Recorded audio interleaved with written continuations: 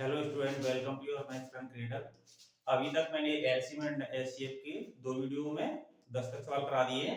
अब अगला वीडियो है तो उसमें 11वें से अपन स्टार्ट करते हैं, 11वें सवाल से। तो इसको देखते हैं। इसमें क्या है, एक व्यक्ति के पास 48 लीटर, 64 लीटर और 56 लीटर मात्रा वाले तेल को एक समान दाता वाले डिब्बे में बंद करें तो कितने डिब्बों की आवश्यकता होगी। तो अपन को डिब्बे की संख्या निकालनी है।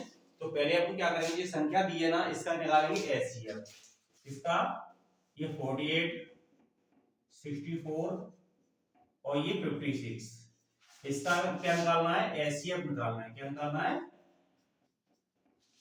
तो एचसीएफ हो जाएगा 8। 8 क्या है, एचसीएफ एक ऐसी संख्या लेते हैं जिसे तीनों में भाग चलाया है उस संख्या से। तो देखिए 8 का इसमें भी जा रहा है, 8 से 48, 8 64 और 8 7 56, तीनों में 8 से भाग जा रहा है, तो इसका एचसीएफ क्या हो जाएगा, 8 हो जाएगा। अब अपन को क्या करना है, इन तीनों संख्याओं में भाग देना है। 48/8 प्लस 64/8 प्लस 56/8 दीजिए। 8 से 48, 8 का 64 में देंगे तो 8 आ जाएगा, 8 का 56 में देंगे तो 7 आ जाएगा। इन सबको प्लस कीजिए, 6 और 8, 14 और 7 21। तो 21 डिब्बे की आवश्यकता पड़ेगी। कितने डिब्बों की आवश्यकता पड़ेगी, 21 डिब्बों की। ये हो गया इसका आंसर। अगला सवाल देखते हैं 12वां।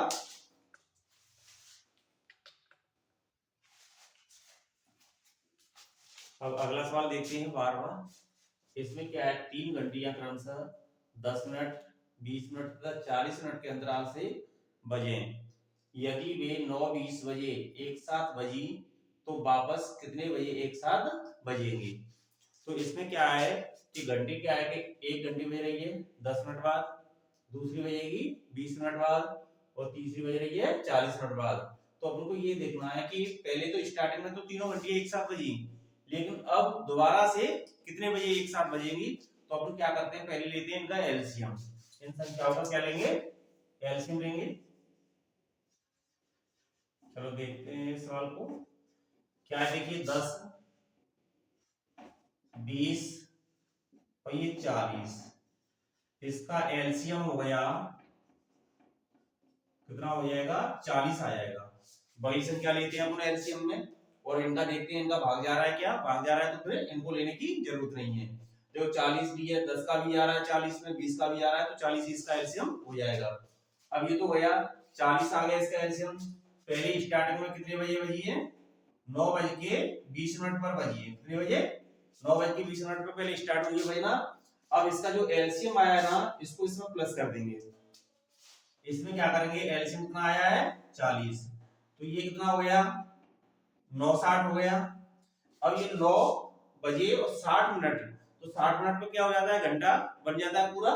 तो इसको क्या करेंगे, 1 घंटा हो गया 60 मिनट का, इसमें इसको प्लस कर देंगे। तो ये कितना हो जाएगा, 10 बज जाएंगे। कितने बजे जाएंगे, 10 बजे। तो कब बजेंगी जी, एक साथ 10 बजे दोबारा से ये तीनों घंटियां एक साथ बजेंगी। इसका आंसर है। अगला सवाल देखते हैं।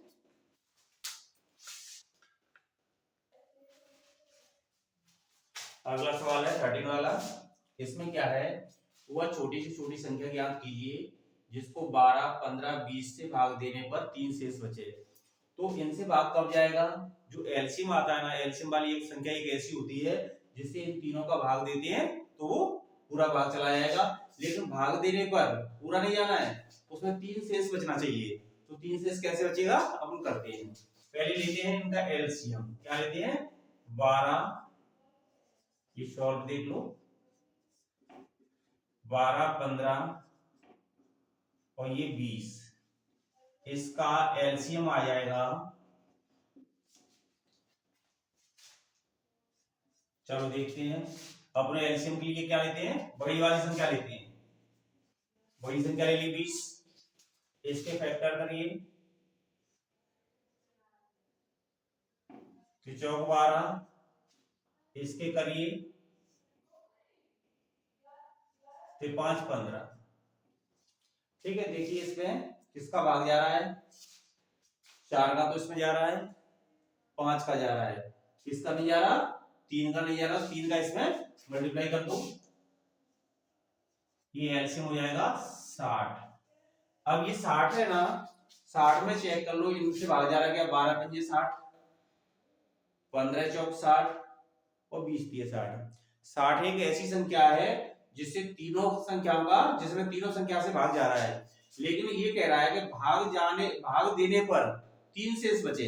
ये तो एक ऐसी संख्या है कि पूरा भाग जा रहा है, कुछ शेष ही नहीं बच रहा। अब देखिए 12 का दे रहे हैं, 12 पंजे 60, कुछ शेष नहीं बचा, 15 चौक 60, कुछ भी नहीं बचा, 20 दिए 60, कुछ नहीं बचा। तो जो 3 शेष बचने की कह रहा है ना, तो 3 को इसमें प्लस किया जाता है, जितने शेष बचने की कहेंगे इसको 3 को प्लस करेंगे तो ये क्या हो जाएगा, 63। तो 63 इसका आंसर होगा। 63 एक ऐसी संख्या है कि इनसे भाग देंगे तो 3 शेष बचेगा। देखो इसमें 12 पंजे 60, 3 बचा, 15 चौक 60, 3 बचा और 20 दिए 60, 3 बचा।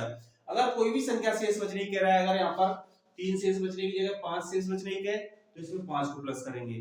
अगर 7 शेष बचने की बात की जाए तो 7 को शेष करेंगे, 7 को प्लस करेंगे, उसमें आंसर आ जाएगा। तो इसी तरीके से करेंगे। पहले क्या लेना है, एलसीएम लेना है और जो शेष बचने वाली संख्या है उसको इसमें ऐड कर देंगे तो आंसर अपना आ जाएगा। चलो अगला सवाल देखते हैं।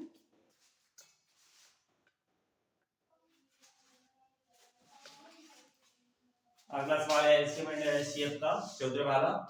इसमें क्या है, 7/9, 14/15, 21/10 का एचसीएफ अपन को ज्ञात करना है।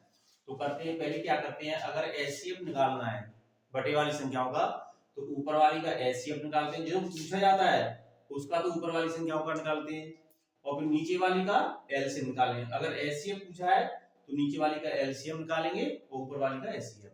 अगर एलसीएम पूछा हो, लोएस्ट कॉमन मल्टीप्लाई, तो फिर जो पूछा गया है उसका ऊपर वाली संख्या का निकालते हैं, जो नहीं पूछा गया है उसका नीचे वाली का।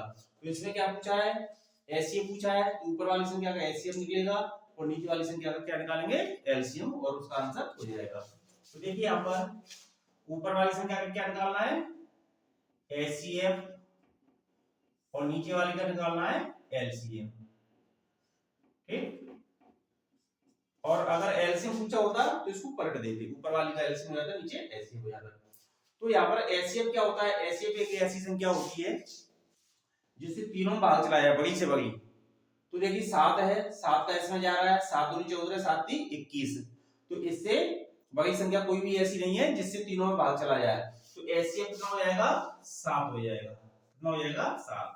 अब निकालना है आपको क्या, एलसीएम।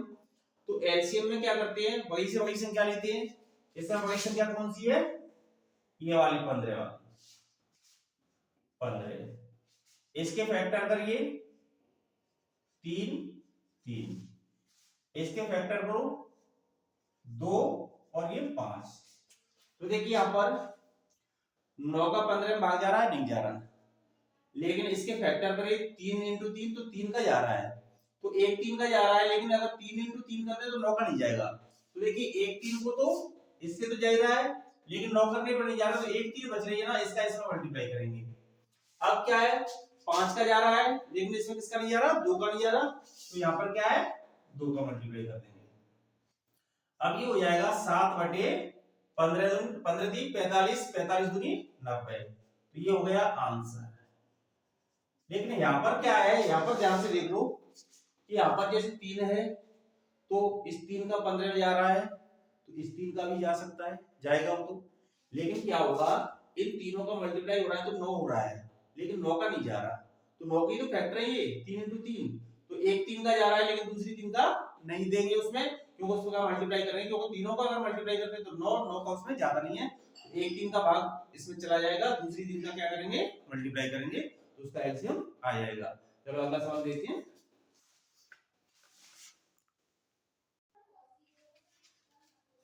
अगला सवाल है एलसीएम एंड एचसीएफ का 15वां सवाल।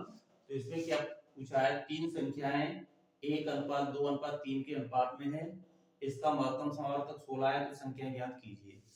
अगर ये महत्तम समावर्तक दिया है और अनुपात दिया है, संख्या निकालनी है, तो अपन क्या करते हैं, महत्तम समावर्तक का ये अनुपात वाली संख्याओं से मल्टीप्लाई कर देते हैं और अपनी संख्या आ जाती है। तो इसको देखते हैं।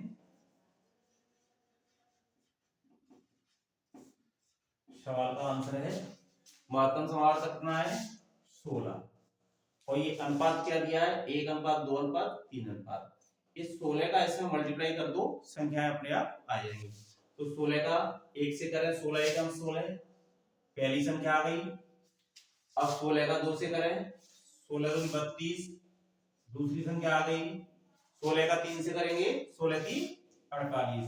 जो संख्या आपको ज्ञात करनी थी ना, ये तीनों संख्याएं आ गई, ये इसका आंसर है। अगला सवाल अगले वीडियो में कराएंगे। सभी सवाल मैंने सिंपल मेथड से कराया, शॉर्ट ट्रिक से।